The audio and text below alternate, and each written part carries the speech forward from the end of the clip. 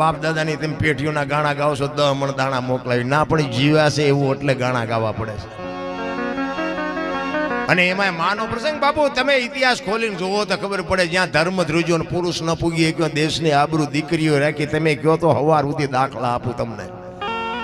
જ્યાં ધર્મ ધ્રુજી ગયો પુરુષ ન પૂગી શકે અહીંયા બાપુ બધે લગામ હાથમાં લીધી અને જેટલા જેટલા સફળ પુરુષો છે ને એમાં બધે બાપુ એક એક ભગવતીનો હાથ છે. તારામતી ન હોત તો હરિચંદ્ર ને કોઈ ઓળખત નહીં. સગાળસા ને બાપુ સંગાવતી ન હોત તો કોઈ ન ઓળખત.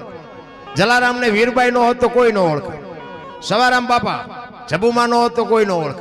દેવીદાસ બાપુ પરબ અમરમાં નો હોત તો કોઈ ન ઓળખત. એક એક સફળ પુરુષની વાંહે બાપુ એક એક ભગવતીના હાથ છે. અને હારું માણા હોય ને તો જ બાપુ જીવવાની મજા આવે. હા એમે તમને મોટી મોટી વાતો કરતો ઘરે જઈને ભડકો થાય કોને કેવું ઈ પીડા કોને કે